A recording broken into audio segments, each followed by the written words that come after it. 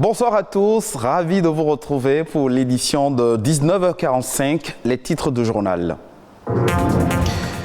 Cela fait 69 ans aujourd'hui que la radiodiffusion nationale a été créée. Au fil des années, elle s'adapte et se positionne sur les différentes plateformes numériques.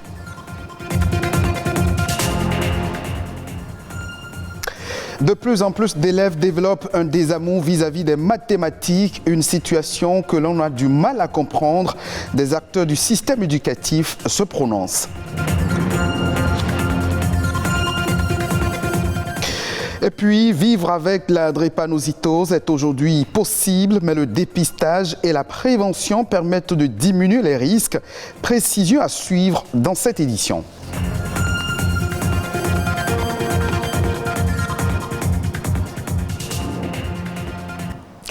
Il y a aujourd'hui 69 ans, la radiodiffusion nationale émettait ses premiers signaux. Créée le 7 mars 1953, la radiodiffusion nationale est passée de Radio Cotonou à Radio Dahomey, la voix du progrès, la voix de la révolution, pour être aujourd'hui Radio Bénin. Elle comprend aujourd'hui 3 chaînes, à savoir Radio Bénin qui est la chaîne mère, Radio Bénin Alafia consacrée aux langues nationales et Atlantique FM, la radio des jeunes. Avec l'évolution du numérique, la radiodiffusion nationale s'adapte et se positionne sur les différentes plateformes numériques en améliorant ses offres avec un programme alléchant pour accroître son audience. Et justement, dans le cadre de ces 69 ans d'existence, Radio Bénin se réinvente. Désormais, son succès se joue sur sa capacité à éditer davantage de contenus éducatifs, interactifs et plus de distractions. Aujourd'hui, avec le numérique, Radio Bénin ambitionne être encore plus proche de ses auditeurs sur les réseaux numériques. Gilles Odilon Yakoubou, responsable régie générale des programmes de Radio Bénin, nous parle ici des défis de Radio Bénin 69 ans après sa création. Pour une femme, 69 ans, c'est déjà le troisième âge. Dans 69, on a 2 fois 30 ans, plus une dizaine d'années. Les premiers 30 ans, c'était la naissance. La radio a eu le temps de se transformer petit à petit. Puis l'avènement de la démonopolisation des ondes, la concurrence qui a commencé par naître, nous n'étions plus les seuls. Et puis, depuis une dizaine d'années, nous sommes restés la radio la plus écoutée du Bénin. On est la radio la plus écoutée quand, pour coller un peu à l'actualité, nous autres, nous avons fait le choix.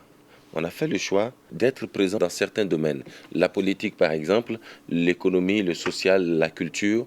Nous avons beaucoup de tribunes téléphoniques durant nos émissions et cela permet à nos auditeurs de pouvoir s'exprimer, de donner leur avis. Et lorsque vous échangez avec les auditeurs, il y a une certaine complicité. Nous sensibilisons à la citoyenneté, nous abordons les questions sociales aujourd'hui, nous donnons des conseils aux jeunes, nous profitons des aînés pour donner des conseils aux jeunes, nous allons à la découverte de l'expérience de certains jeunes pour conseiller d'autres jeunes. Vous voyez, nous touchons des questions spécifiques comme l'environnement dans certaines émissions, comme la culture, comme nos valeurs culturelles. Nous parlons également des collectivités locales dans beaucoup d'émissions. Quand vous écoutez les auditeurs et qu'ils vous font confiance, à votre tour, vous innovez pour qu'ils puissent rester avec vous. Depuis bientôt 8 ans, nous avons une rentrée radiophonique toujours à mi-septembre, d'accord, qui nous conduit jusqu'à début juillet, où on fait une pause, on connaît des vacances radiophoniques pendant lesquelles nous faisons des sondages pour voir un peu ce qu'il faut améliorer dans notre grille des programmes. Et il y a un gros défi aujourd'hui, c'est le défi de la couverture. Et par rapport à ce défi, je pense que nos dirigeants travaillent à ce que très bientôt, nous allions vers la RNT. Juste après le programme de la TNT, il y aura aussi la radio numérique terrestre pour nous permettre d'aller au-delà de nos frontières. Déjà, nos différents canaux digitaux, notre présence sur Internet nous permet de nous faire écouter par la diaspora. Mais aujourd'hui, nous pensons plus loin pour nous faire écouter par d'autres pays, d'autres contrées. À l'instant, Gilles Odilo Yakoubou, responsable régie générale des programmes de Radio Bénin, au micro de Arnaud Adadja. Direction le collège d'enseignement général de Roiho pour parler des mathématiques. Le constat aujourd'hui est que très peu d'apprenants aiment cette matière scientifique. Au CEG Roiho par exemple, dans les classes de première et de terminale C, enseignants et élèves sont fiers d'enseigner et d'apprendre les mathématiques. Malheureusement, l'effectif est très réduit. Pourquoi cette matière ne draine pas de foule? Les détails dans ce reportage. Au collège d'enseignement général de Roiho, très peu d'élèves choisissent les séries scientifiques, comme dans la plupart des établissements d'enseignement secondaire au Bénin. Ici, en première C, il y a 11 filles sur un effectif de 23 élèves passionnés des mathématiques. Presque une égalité parfaite. Chose rare. Au nom de ses camarades, Laurette avoue que les maths sont faciles à comprendre. La mathématique est un jeu. Si on arrive à percer vraiment le sens, on pourrait comprendre. Tout le monde fuit la mathématique parce que c'est répandu que c'est difficile. Mais la mathématique n'est pas si difficile que cela. Il y a une démarche, il faut juste la suivre de telle sorte à trouver une réponse. Parce que la réponse est là, il faut juste la trouver. En fait. La réponse, elle a su trouver en choisissant la série scientifique. Comme elle, certaines de ses devancières en classe de terminale C raisonnent de la même manière. Les mathématiques ne sont pas une science aussi difficile que ça. Il faut juste comprendre les propriétés, savoir les appliquer. Belle approche méthodologique. Et pourtant, beaucoup d'élèves fuient les mathématiques. Dans la plupart des collèges que nous fréquentons, il y a un nombre décroissant de scientifiques dans ces classes. Plus de personnes vont dans les classes littéraires que dans les classes scientifiques. Aujourd'hui, on note une désaffection des apprenants vis-à-vis des mathématiques.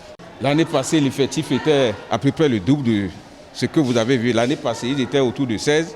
Cette année, vous voyez près de la moitié. 3 filles et 4 garçons.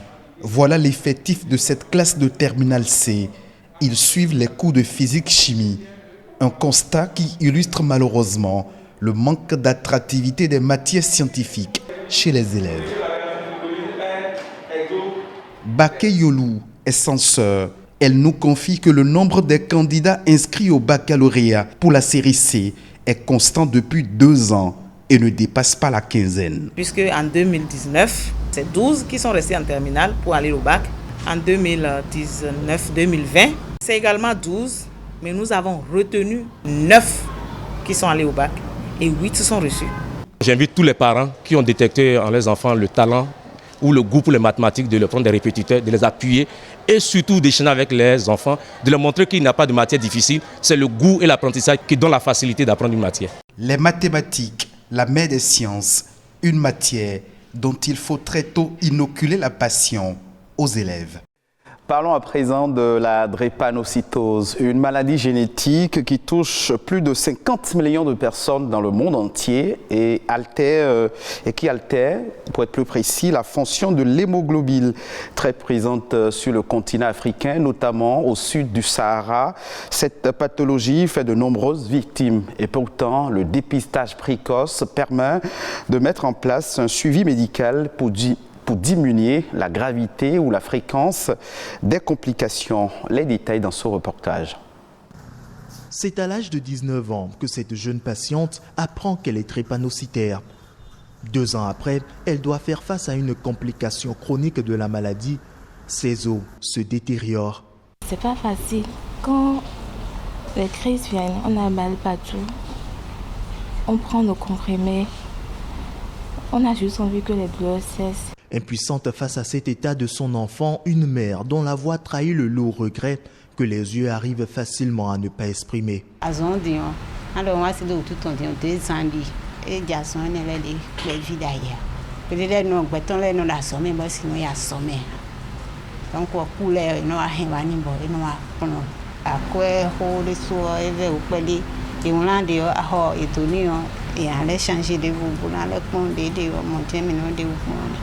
La patiente pourra bientôt recouvrir l'entièreté de ses os. Seulement, son état actuel aurait pu être évité. L'idéal aurait été de pouvoir prendre en charge au plus tôt, dès la naissance.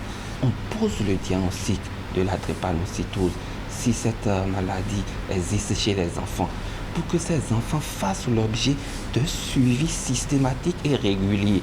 C'est seulement de cette façon qu'on peut prévenir la survenue des complications aiguës et éviter la survenue de ces complications chroniques.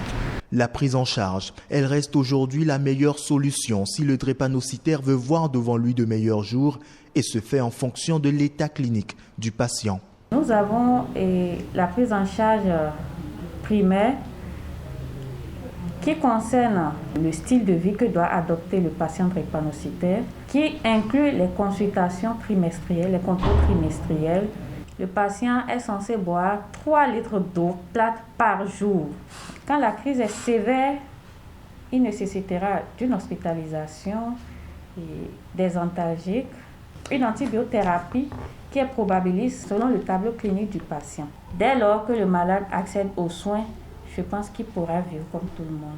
Guérir de la drépanocytose est bien possible aujourd'hui grâce à la médecine. Il y a des possibilités d'aller faire ce qu'on appelle de l'allogreffe. Ça veut dire qu'on va remplacer la moelle osseuse du patient, de la personne qui est drépanocytaire, par une moelle osseuse d'une personne qui n'est pas drépanocytaire. Et ça se fait déjà.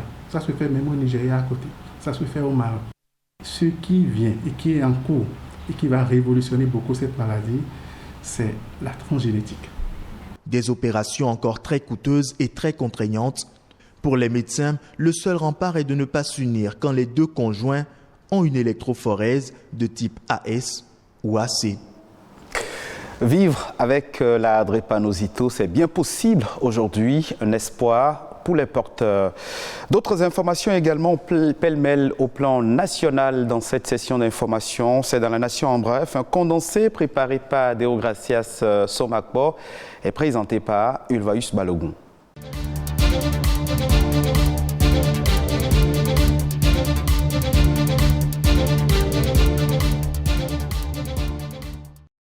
Des modifications ont été apportées au champ d'application de l'acompte sur impôt assis sur le bénéfice AIB, ainsi que les taux applicables conformément au nouveau Code général des impôts en vigueur depuis le 1er janvier 2022. Selon une circulaire du directeur général des impôts, l'AIB est applicable lors des opérations d'importation au cordon douanier, des achats commerciaux et prestations de services et les travaux. Il concerne également la livraison de biens à l'État, aux collectivités locales et aux entreprises publiques et semi-publiques, sans oublier le cas des personnes non connues au fichier des contribuables de la DGI, celui des personnes relevant de la taxe professionnelle synthétique TPS et des personnes non domiciliées au Bénin. La Chambre de commerce et d'industrie du Bénin et la Caisse des dépôts et consignations du Bénin ont lancé vendredi 4 mars dernier le Fonds d'appui catalytique et de solidarité FACS. Ce fonds est un dispositif qui vise à soutenir les jeunes entreprises à fort potentiel à travers le financement de projets innovants et structurants à de meilleurs taux et le développement des PME, PMI et des startups. L'ambition du dit fonds est de faciliter l'éclosion sur les 4 prochaines années d'au moins 100 entreprises championnes dans plusieurs secteurs d'activité au niveau national et sous-régional. Actuellement, à la phase de la mobilisation de ressources complémentaires auprès du secteur privé national, des institutions, des investisseurs et autres, le Fonds d'appui catalytique et de solidarité FACS a été lancé avec un capital de 1,175 milliard de francs CFA. La scolarisation des filles est une préoccupation majeure pour le gouvernement. Et pour montrer son engagement en faveur de cette cause, il sera organisé à Cotonou du 10 au 11 mars prochain le Forum national pour l'accélération de l'éducation des filles au Bénin. 2 objectifs sont visés. Primo, faire un état des lieux approfondi de ce qui pose problème en matière de l'éducation des filles au niveau du système éducatif ou au niveau de la communauté. Secondo, sortir de ce forum avec des idées précises sur les causes essentielles de cette déperdition au niveau de la scolarisation des filles. Toutes choses qui permettront à l'État et aux partenaires techniques et financiers de revoir leur stratégie pour l'amélioration du taux de scolarisation des filles au Bénin.